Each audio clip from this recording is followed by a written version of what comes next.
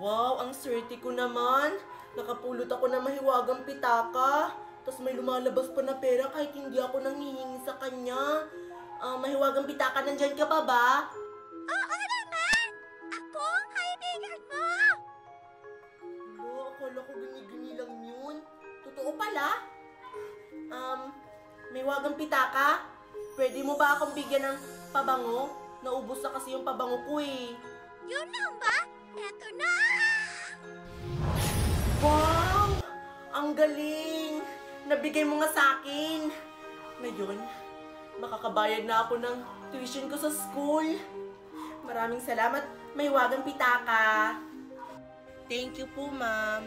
Ay, salamat. Nakabayad na rin ako ng tuition ko. Makakapag-exam na ako nito. Hay nako. Sure ako, hindi pa nakakabayad si Maria ng tuition niya. Lagot, hindi siya makakapag-exam. Oo nga, poor loser. Konti lang kasi yung kinikita ng ate niya. Talaga ba? Eh ano to? Binayaran ko na yung 1 taong tuition ko. Tingnan nyo, oh. Paano siya nakakabayad? Ang mahal kayo ng tuition natin. Oo nga. Pupunta ako ngayon sa kantin. Queenie at saka Nicole, sasama ba kayo?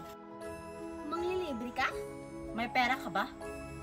Oo, yun lang pala eh. Wow, nakakamangha. Ililibre tayo ni Maria. Maganda to. Let's go, girls.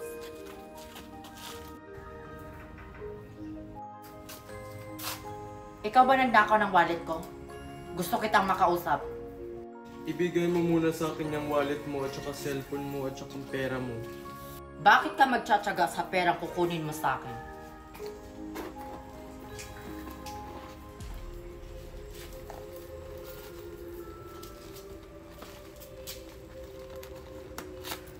Barya lang to sa akin.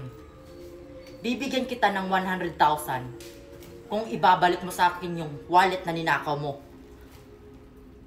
Ganun ba kahalaga ang wallet na yon? Ano bang laman nun? Wala. May sentimental value yun sa akin. Kaya ibalik mo na sa akin yung wallet na ninakaw mo. Wala sa akin. Nandun sa batang babae. Ano? Sinong bata? Kilala mo? Oo, namumukhaan ko siya. Hindi lang 100,000 ang matatanggap mo, kundi 1,000,000. Kunin mo sa batang yun yung pitaka ko. Aasahan ko yan. Wow, 1,000,000 yung makukuha ko. Kailangan ko mahanap yung bata na yun.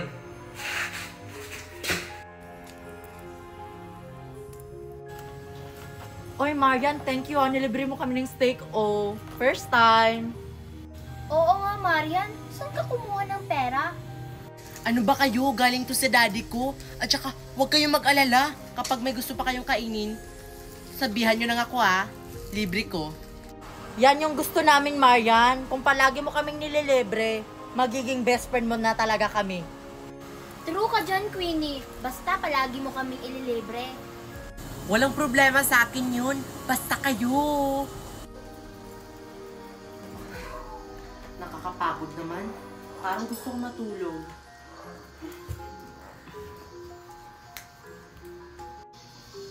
Umuwi na ba yung kapatid ko? Kaninang pitaka to? Ngayon ko lang to nakita.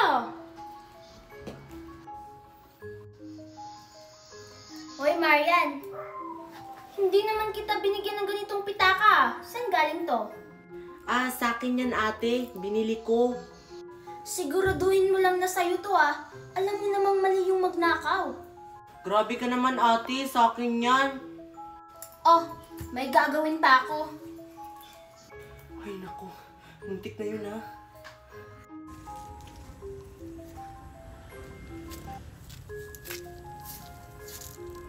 Pasensya ka na, Sheena, kung madalas na hindi na kita pinapansin. Busy lang talaga ako. Okay lang yun, Maria. Naiintindihan naman kita. Basta sa susunod, babawi ako sa'yo, Sheena. O sige, Maria. Naalis na ako. Akala niya makipagkaibigan pa ako sa kanya. Hindi nga. Wala siyang pera. Hindi niya ako maililibre. Yun na yata yung batang hinahanap ko. Yun na yata yung batang nakakuha ng wallet. Nasaan na ba si Queenie? Ililibre ko pa sila. Akin na yan! Akin na yan! Ibalik mo yung pitaka ko. Pulis! Pulis! Tulong! Gusto niya nakawin yung wallet ko! Pulis! Naku, tumawag siya ng pulis. Pulis! Ay, salamat, umalis na rin yung magnanakaw. Bakit kaya gusto niyang kunin yung wallet na to? Hindi ko nakuha yung wallet. Bakit kasi siya tumawag ng pulis? Kailangan kong sabihan yung tunay na may-ari ng pitaka. Ano na kayang update sa inutusan ko? Nakuha niya kaya yung pitaka? Sana makuha niya, dahil importante yun sa akin. Ma'am, pasensya na po kayo. Hindi ko po nakuha yung pitaka. Ano? Hindi mo nakuha? Wala ka palang kwenta. Pasensya na kayo, ma'am. Hindi ko kasi malapitan yung bata kasi may mga pulis. Sige, ganito na lang yung gawin natin para makuha natin yung pitaka ko. May kapatid ba yung batang yon?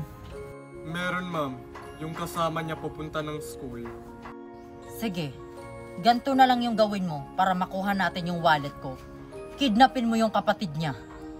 Sige, ma'am. Masusunod.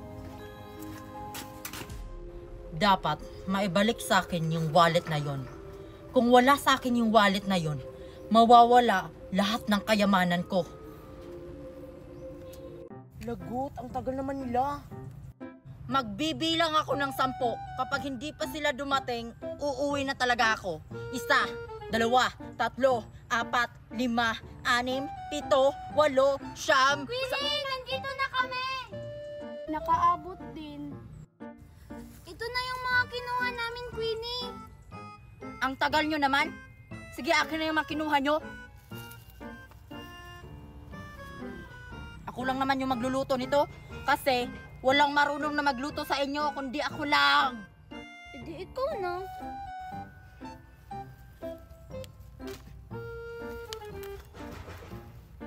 Manood kayo kung paano ako magluto para matuto naman kayo. Marunong kaya ako magluto. Pansit Canton nga lang. Ano kaya yung lulutuin ni Queenie? Nakakain ba yung mga kinuha namin?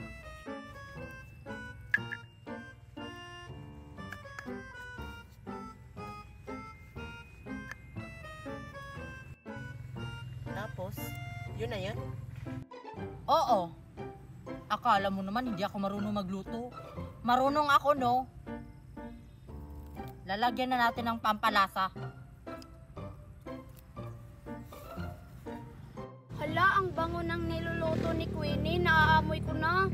Oo nga, nagugutom tuloy ako. Luto na ba yan, Queenie?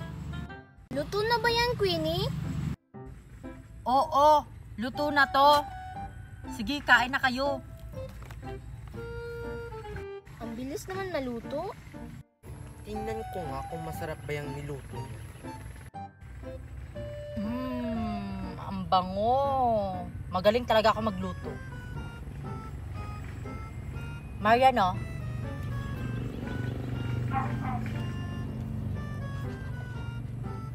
Hi!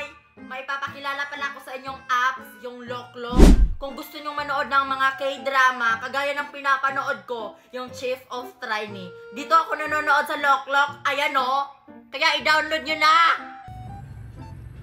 Sheena.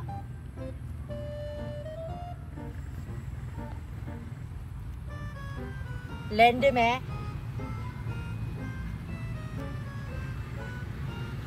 Nicole. Ito na yung niluto mo, Queenie. Ang bango! Sarap siguro nito. Oo nga. Oh, tikman nyo na. Tingnan ko lang kung hindi kayo masarapan sa luto ko. Tingnan lang natin.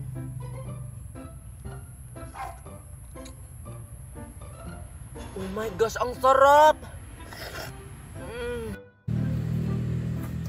Oo nga. Hala, kumain na sila. Tikman ko nga. Sarap. Ang sarap! See? Diba? Ang sarap.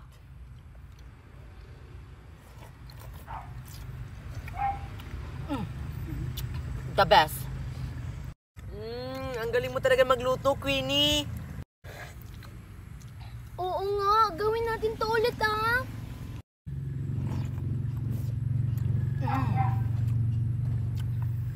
Ano? Magluluto pa ba tayo? Sige, Queenie! Sige, Queenie!